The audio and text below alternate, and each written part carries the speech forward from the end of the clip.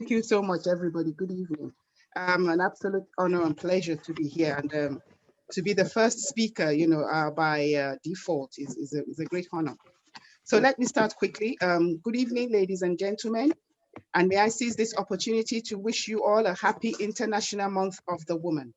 Can I also say a big thank you to the organizers of this occasion for your kind invitation to this event. My name, as you have been told, is Olivia Oluyemi Akinola. I'm an author on women empowerment. I'm a TV radio presenter and also a leadership coach.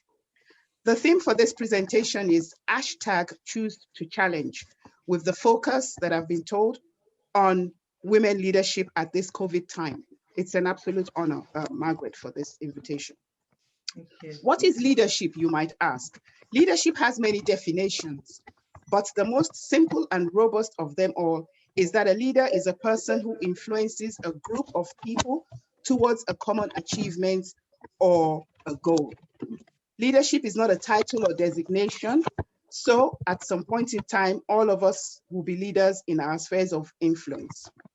For example, a mother is a leader in the home, a boss at their workplace, a pastor at their church, and so forth and so on. So by this definition, it is safe to assume that we are all leaders in one way or the other. Now, why women in leadership? In my book, Empowering Women for Leadership, which is on Amazon, printed and published 2017, I tried to highlight the necessity to impact and propel women towards leadership in order for them to fulfill their potentials. As we are all aware, the girl child in many societies is at a natural disadvantage right from birth, and all of this is just due to her gender. In many rural and developing communities, if there was a chance of who to educate, the girl child, no matter how brilliant she is, would naturally be overlooked. As the theme for this year states, International Day 2021, it states that #ChooseToChallenge. I believe it is our responsibility as women with a voice to challenge cultural, religious, and societal beliefs that promote the segregation and unfair imposition on the girl child and, of course, the woman.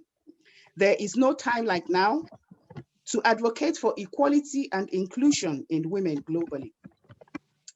Voice of Hope Women Foundation, of which I am the founder, is an initiative that encourages women in every society to lend their voices to those of the voiceless amongst them. According to the United Nations Sustainable Goal 2030, every child, every girl, every woman has the right to basic health, wellness, education, shelter, water, sanitation, as well as gender equality. However, there is still a wide gap of gender parity and equality in all spheres of society. This is visible in various degrees and more so in some than others. All of this due mainly to the many myths, the beliefs, and the religious values that are imposed on women today. Most issues that concern women, if you will agree with me, are usually swept under the carpet by the society. And even when they are attended to, often than not, many women are underrepresented there at such meetings. Now, why women in leadership at this COVID period? This period is an important time like no other, because the onus is on us now to create awareness on issues that affect us as women. Research has shown that women have been gravely affected by the pandemic and its ripple effect on the family as a whole. Also, research tells us that 70% of women in the UK are followed. And as such, at such a challenging period, it has a great extra pressure on them as they have to worry about their finances, as well as their physical and mental health, not to talk of the health of the family as a whole, and then we need to talk about finances. So all of this adds an extra pressure on the woman in society. Now, some women are also living with abuse, and there are some that are living with disabilities. So when we add all of this up, you can see that this is a lot of pressure for women. The way forward, in my opinion, ladies and gentlemen, would be to better prepare women for this new dispensation. We should encourage them to multi-skill. We should also talk about transferable skills as a new mindset. training, knowledge acquisition, all of this should be included, as well as business implementations and workshops, as well as societal inclusions. All of this would work well for societal inclusions.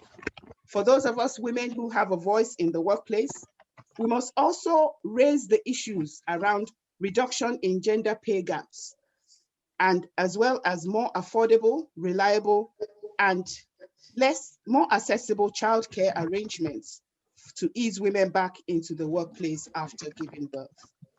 All in all, women should be reminded that they should not entertain any conspiracy of silence on any issues that affect them. We as women, we have the responsibility to create that awareness around any issues at all that would affect us within the community. 2021 and moving forward, ladies and gentlemen, we must all learn to be our sisters' keepers, and we must manage the situation that the global pandemic has brought upon us as much as we can. Thank you all so much for your time, and God bless you. Thank you again for this wonderful opportunity. Thank you so much.